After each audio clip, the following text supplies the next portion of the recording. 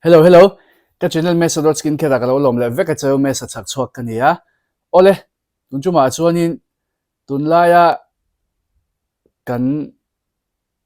hal sadna langsar zual nin ka hria hi. Mai bol chungchang Enkawl dante. Isoile phot mayango. Khoina top Failmily en sak don nia. Ole tuna hianin ka mai ka P5 to ka double cleanse to hydrating cleanser ka manga. Ti chuanin mai bol hi tun hai hianin enge I kan tam le to in ka hria kan pung le to te potila ka suisual tam lawanga I mai mom le mai ro bol Enkawl dan ka ron soidona mai ro Enkawl na hi ka ron hi skincare ti pain ka ron soi fianga chuan mai mom ero chu tiang ka soi mai mom bol Enkawl na ka soi ma sanga Enkawl dan te chuan chumi nuwa mai rawa kan lut chaudon ya o ti chuanin na FOXTALE buy to get 5 buy 3 get 6 buy 4 get 7 ang khala om thawa ka hriat sual lo chuan tun ka video sem lai chuan a lo om nge ya ka post huna hen a lo mangem ka hrelo a lo om chuanin link ka lo da lenga hnuai khan ti chuanin ka soifia ma sak du chu number nga ya khan voili kan cha to chuan number tharin cha le ula a cha le thei o number ngai khan voili ba ka cha nun thei lo hriana o tuna an dan siam thara hian kha kan lo shave shim don nia ole ti chuanin mai bol lama kan lutanga mai bol abikin mai mo ma hian stubborn acne kan ti tam du lu toka enge Enkawl har cystic acne kan ti te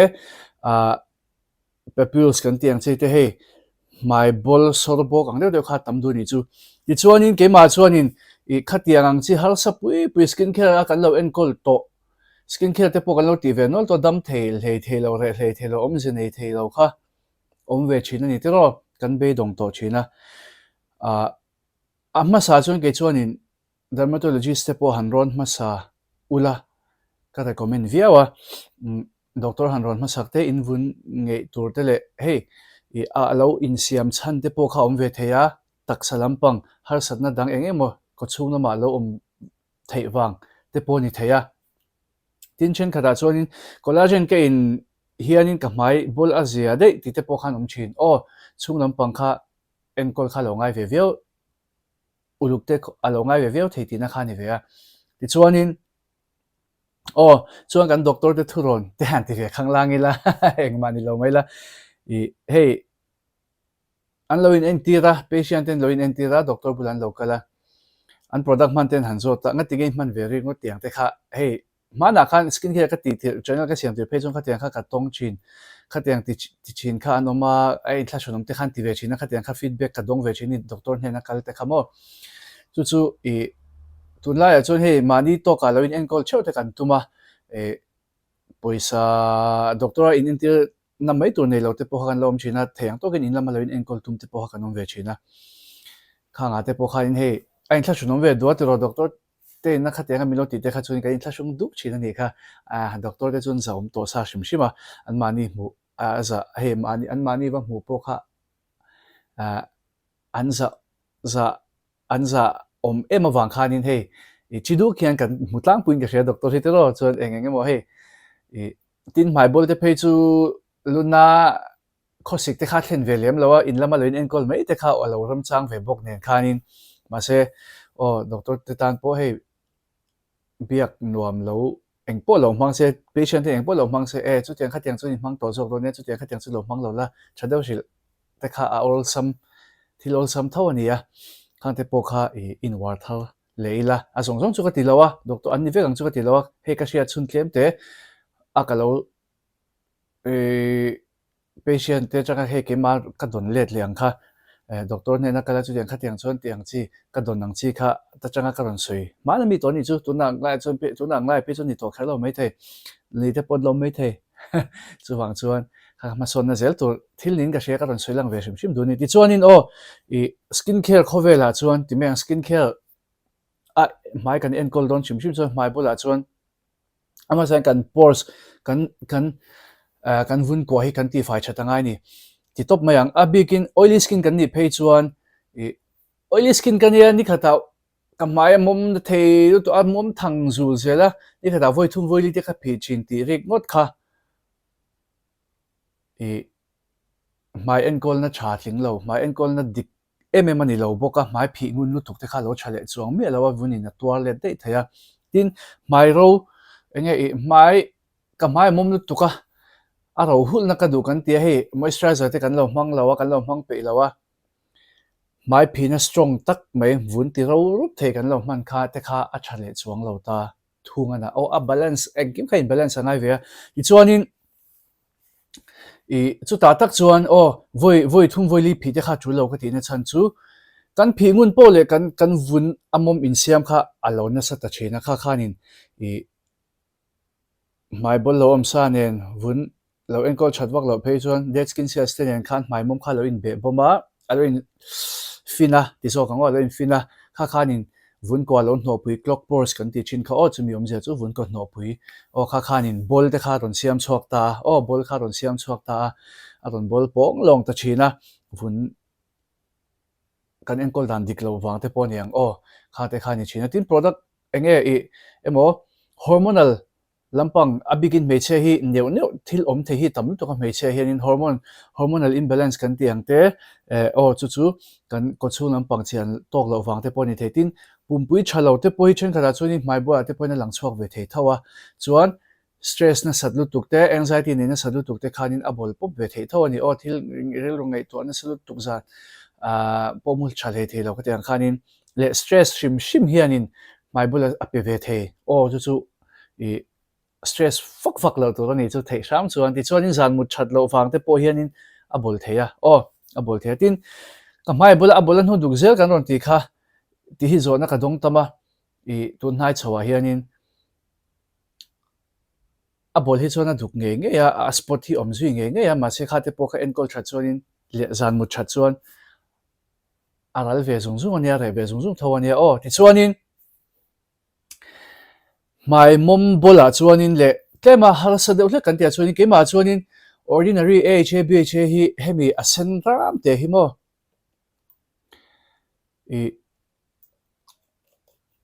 mai bol re hle thei lo Enkawl te ka soyang Enkawl harasa re mo ang chi tan khan ka recommend via watin mai bol abigin mai bola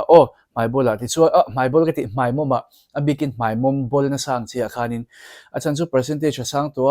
AHA po 30% BHA 2% om ta mai hi anti-fy ko ara ke ma chuan ka man chuan in hei ka feel thei in mai moma in lo sensitive tela ni chuan minute nga ai re lo cheula mai mom sensitive lem lo tan chuan mai ro a pom han thei thawa mai ro pom minute nga chu lo mang ro mai ro in mang du ni chu insensitive lawa in mang ve du ani chuan mai ro tan po minute nga ve lo mang me ula atok viawnga chuan mai mom tan chuan minute sari emo vun tlem strong lo chuan minute som vel thleng po mang maula apoi lo wang ke po minute som te chu ka mang ve zeu ka man hi chuanin chu tiang ve kan har sana kha thlen lo mana aron chwate po skincare lar tir lam pang kan ti tir vel lai khan zan khuwa in ka che ti kha maya ka wuna ti sensitive ve ka te kha chu top minute atambera minute som ai re lo che tu ania zan kho che kha chu mo tu ro don hian ka hrelu tu ka ke ma chon hi mai bol na sa stubborn technique kan tiang chi te tiang khan le mai bol re the thelo kan tia chon effective pe din ka shehi nai ka chana tu roma noi khan chana link ka lo danga ti chuanin kha chu ka khata voi ni chaw man ani mai puma ka khata voi ni chaw man ani ta ni ti chuanin hei hi kan lo mang thei emo kan lo mang amante tlemin lo u ve dewa za quality vel ninga sia khatiang mang thei lo tang cho FOXTALE pon AHA BHA chu chhade men ne ya tin FOXTALE khelo brand danga po India brand a chon AHA BHA atlom tlang pui ato u chok don lawa ordinary ang kha chuanin chu wang chuanin FOXTALE ani mo FOXTALE ani lo mo AHA BHA chu man tel nge cha ka tia mai pum over mai pum exfoliate na mai pum exfoliate na ka khata voi ni atok viau over exfoliate kha lo kha kana ti bol bel zok thei ta ni chuan kan exfoliator man chuan tiang serum chi kan man re chuan mai phi zo vek nu mai ro nu kan mang chawng a ordinary hi chu phi fai le nge ya minute som nu a foxtail ti chu phi fai ngai lo wa zan khoi na che thei thunga kha kan lo she don nia ti chuanin foxtail vekhianin acne spot corrector an nei ta ni hei mai bola chuan tha ka til tuka mai bol la ya le mai bol na nu spota a tha ka til tuka hei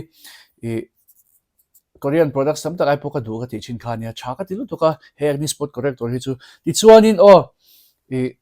HABHA lo nei boka acne spot corrector lo nei box se man dan khai buai ta ni soi ta kan khanin HABHA chu kar khata voi ni chau anita kar khata voi ni ai tam man lo hi thatlang puya a begin ordinary page chu kar khata voi ni ai tam lo mang mi asu voi kha chu in man puna poi lo he te chu a percentage ni am doi zok ta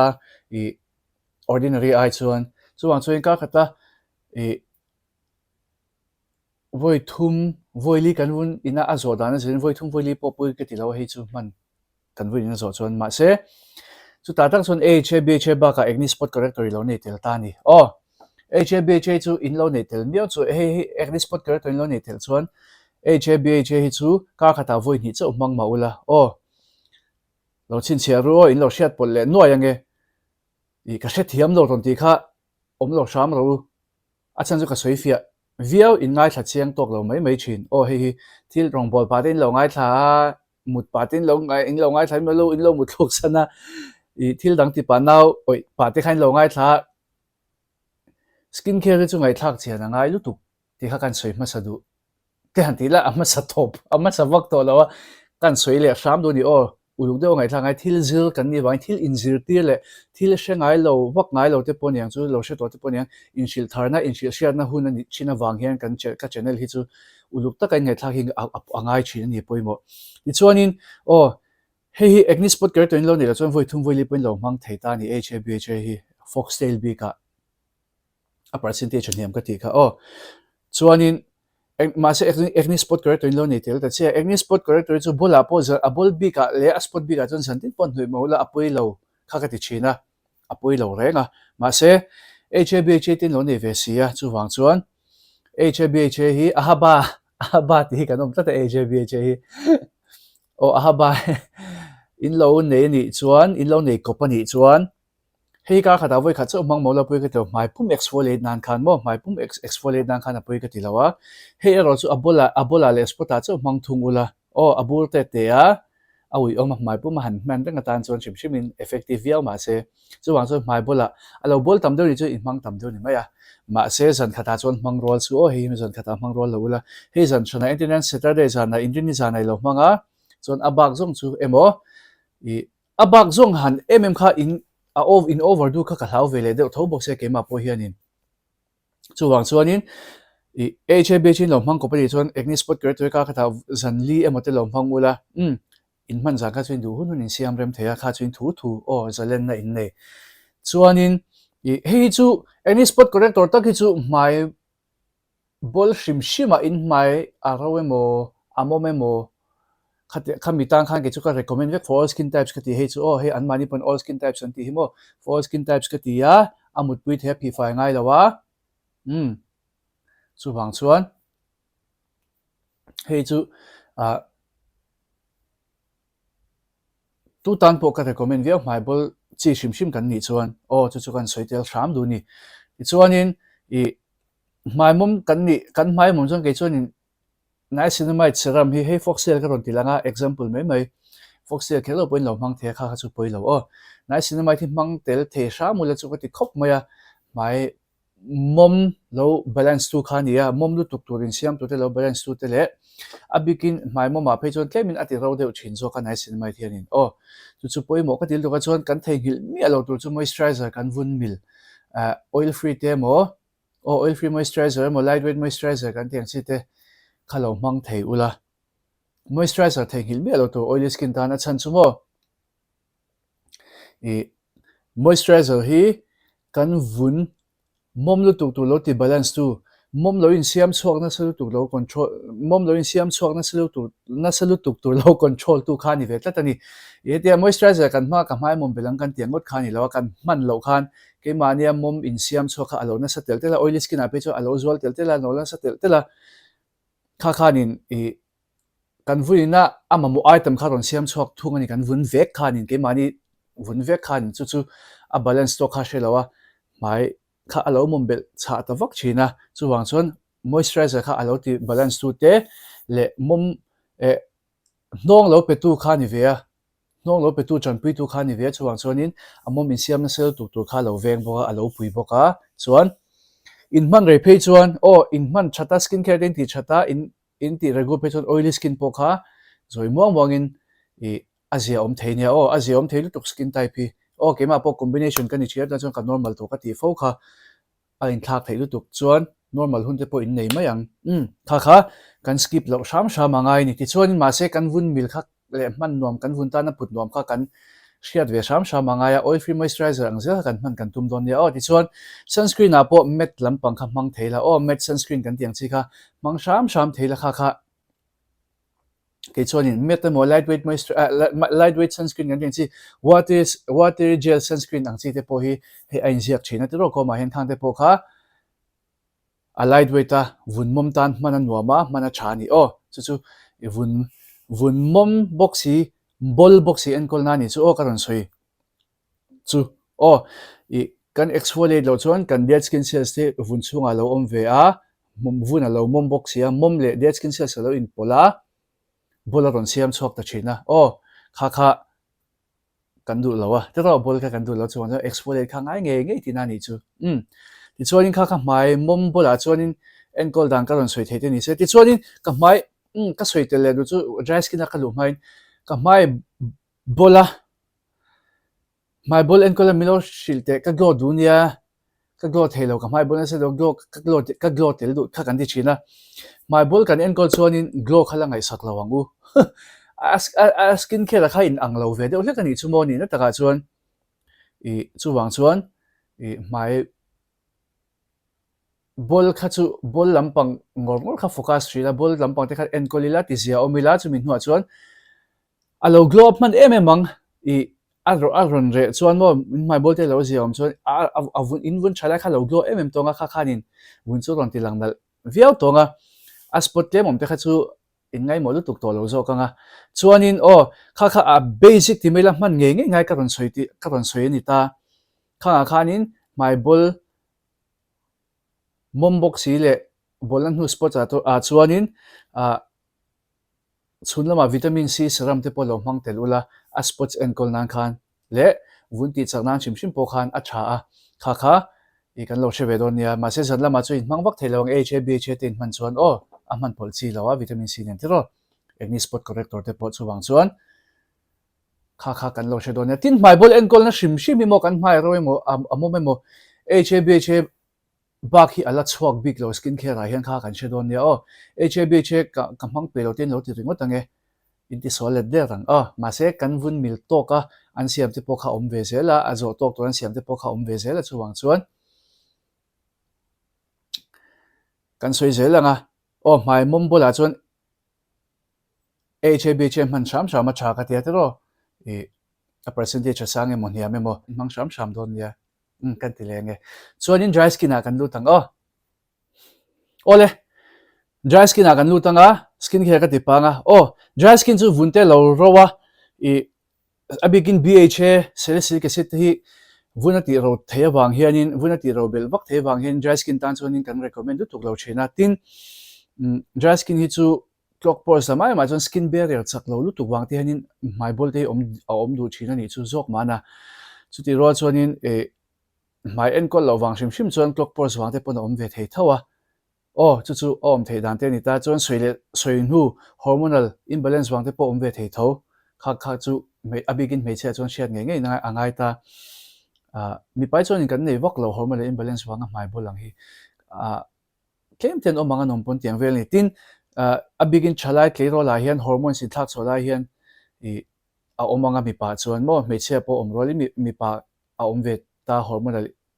in thak hormone sin thak chho wang khan hormonal imbalance ani bayang chu mi pa chuan khatiang stage a khan a begin teenage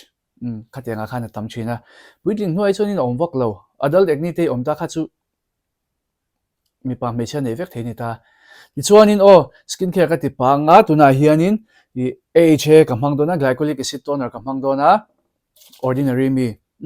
chuanin exfoliating toner FOXTALE po khan nei tho kha lactic acid ani ta glycolic aina amile deuh hleka dry skin tan chuan kha po man thel dukatin an hydrating tela i ordinary glycolic acid toner po hydrating tuka i atui ril veka esi pona video khan enge hmai chu ni lo zat noi dum te khup kiu dum ti vel te po amhan theron ti khamo ke pon kalo sui ve to chin tho kha nia amain khatiang kha e ta channel en chang chon in shedon lu tuka ma se esin khatia don siam kha acha ka ti to pa e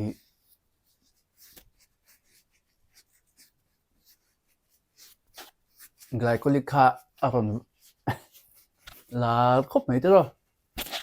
esin ron vo la chakop mai cha ni ti chuanin i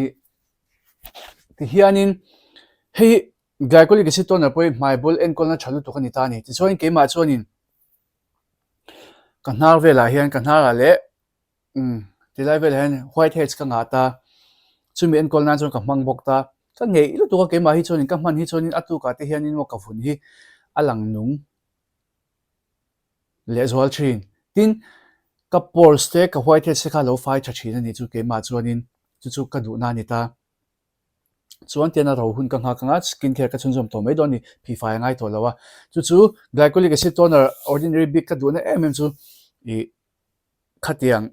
white head han ka ngei lu to ka ke ma hian white head han ka ngei lu to ka chu ka du na ni a effective ka tia chuan i tin mai du ka po hian ka chona sa ti ve to pila ka chaw han ti me ka recommend ani ang chu ka man tir na sa mai du enkol nan hian i glycolic acid toner hian shu chin ro te ka ti china mai bol nei chi mai duk nei he chu i ka ziam party point on ve no to ni hemi hi chu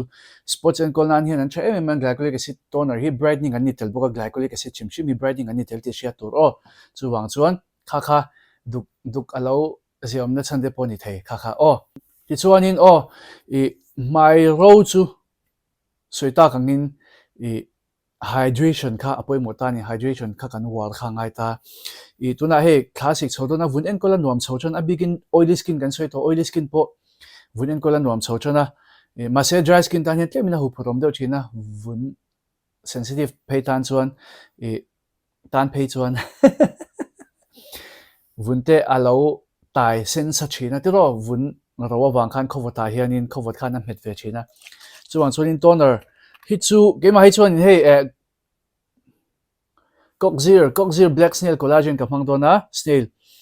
snail to black snail ani ta hei chu a hydrating overing ti lawang dry skin chuan in tin kalo soita khan black snail hi snail ro po hianin tlemin hun an ti ro de katia koi ma chuan in mo a serum te po hi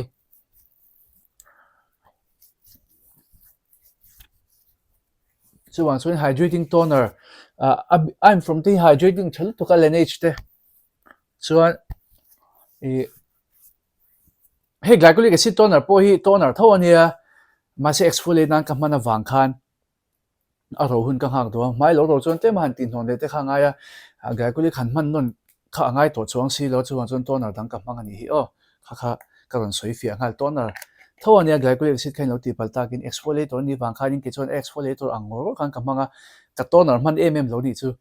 ti chuanin ka du chu snail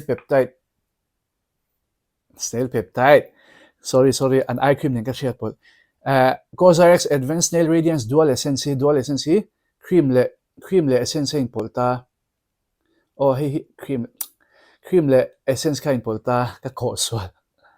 hey tu pam si tok fiawa adai zai ya adai rei boka aman la ka tu thai thilan siam hi mo chuanin snail te poi skin barrier atan an tha emema ma se snail hi man tir tan beginner tan ka khata voi ni bak mang su purging a siam ve theya purging lo mzela shilo kha chuan ka video khala enu la purging chung changa khan ti chuan he COSRX ka ron man na chan hi chu hydration a pui chani mi ati hydrate chat to pamo vuna ti hydrate chat to pa chu chu ka du na nia hydration kha poi mo to kan ti kha ti chuanin hyaluronic acid serum ka mang lenga FOXTALE mi hydration wal kha nga ya mai timom oily dry skin da chu mai timom theilam pang po kan du zok mai in ka ringa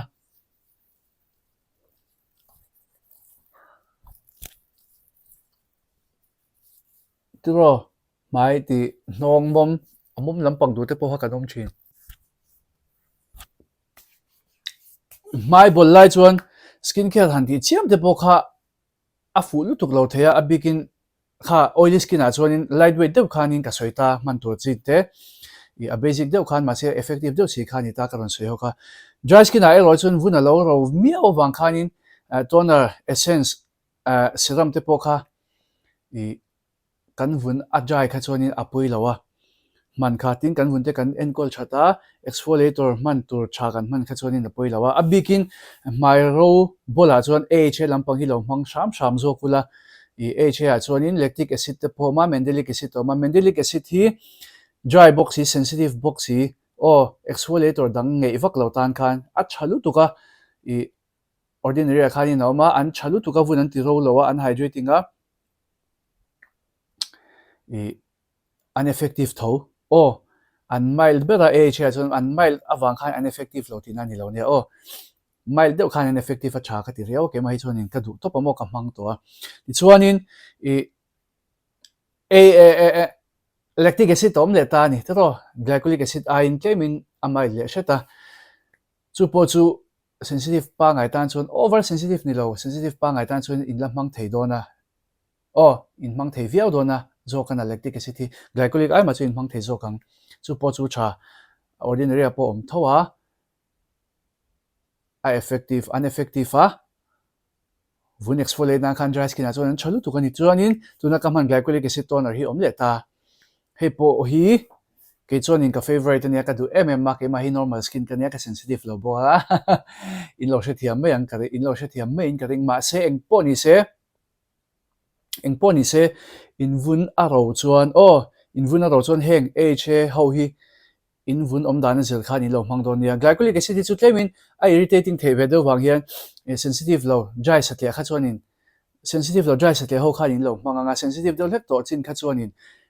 lactic acid mo mandelic acid lam kha in lo hmang don nia chu in chia reng tur ani ti chuanin ka vun a tai sen sa chin winter a hian ti tan khan CENTELLA toner emo serum hi ka recommend viawa skin 1004 hi an tha a anni kherlo po CENTELLA omna lampang kha chu ke chuanin ka recommend viawa ni CENTELLA hin man tel thei chuan a chan chu calming hydrating an ni tela ni hi mo ma se kan man chan ber apoi mo ber chu calming kha ni calming kha in ma mo lutuk dry skin po khan nge khol vo lai vun ro tai sin sa khanin khatiang Enkawl tu ti kam tu khan ni vain CENTELLA hi chuan an poi mo lutuk ka chu ka in man tel thei ram chuan kan ti nge ti chuanin FOXTALE hyaluronic acid poi calming serum chu ni thawa ma se CENTELLA kheren man du takin kan ti ni chu ti chuanin Neutrogena hydro boost ka mang dona hi hyaluronic acid water gel ani a lightweight ta thunga na hi chu amom over don lo dry skin o chuak chuanin in du lutuk longa normal combination oily skin chuanin du viawnga hei texture ania gel type ania ma se karon soi don lo lungai lo la moisturizer tha ka ti for dry skin tan chuan dry skin tan chuan COSRX ceramide creamy engtik lai po a tha ka ti ania mom tha vun ro hne emem ka ti ani chuan chu lo chuan CERAVE te po an tha a FOXTALE skin barrier skin repair cream jok skin barrier ni lo in FOXTALE skin repair cream te po in tha ka ti viawa requil ceramide cream te poka chaka tia chon DOT&KEY hianin moisturizer barrier repair moisturizer chini an neya khate poka acha an chadun ka ti viawa chuan Medicube Royal Jelly Cream te hi achara ukatia ma se hi chu macarona ba kom karing lawa chuan Medicube hianin Royal Jelly Cream an neya hi a hydrating reuh lutuka ma se macaron bagin nei karing lawa chuan Foxtail Overnight Glow Mask ha glycolic acid AHA omna niya khapo kha kan exfoliate pe lo chuan toner vel kan man pe lo chuan khapo kha man chi viawang dry skin tan chuan a hydrating tela tin kha chu my ball and call na ai ma chuan ma se lela ma chuan my ball and call na ai ma chuan my overall skin texture ti thatnan khan tiro ti mai ti nung tu tan ti glow tu tan na chazok ma ka te ke ma chuan bol lampang ai ma chuan bola lo ngei te poin om tho inom the tho chan chu AHA nom tlata tin aduka aspot satan po a tha tho ni mai duk tan po khan chuanin ti khanin ka soi kim viawin ka share dry skin tan my ball and call dan le oily skin my ball and call dan chu in lo share thiam ka renga ka thil man te atang te po khanin in lo share fia ka renga hanti chiam kha chulem lo han man uchwa kha ngai lem lo ma se dry skin apoi mo chu dry skin a chuanin hydration man chat bak hydration ti chat ba ka exfoliator my ball and call na bi ka khan kan man tur AHA kha kan man tur kan shia tangai glycolic ani mo lactic ani mo mandelic ani mo kha kan shia tangai ni chuan oily skin a chuanin AHA BHA man ngai ka ti kha mang thei sha mula chuan soita kan khanin dry skin kan ni mo oily skin kan ni chuan acne spot corrector po hi my ball and call na chuan cha my ball spot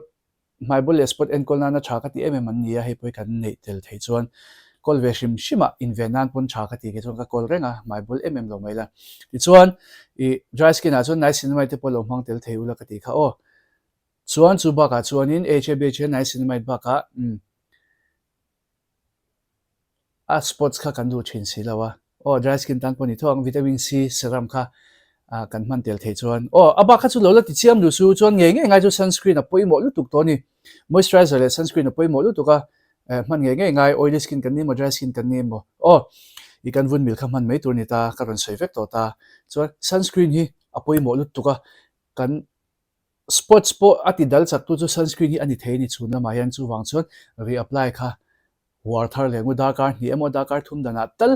reapply la ni khata kan chhuak wak tam lo ni pon voi khatal reapply la tum shamila mai du phe chu reapply ngai ka ti kha sunscreen kan reapply thathian sunscreen hi a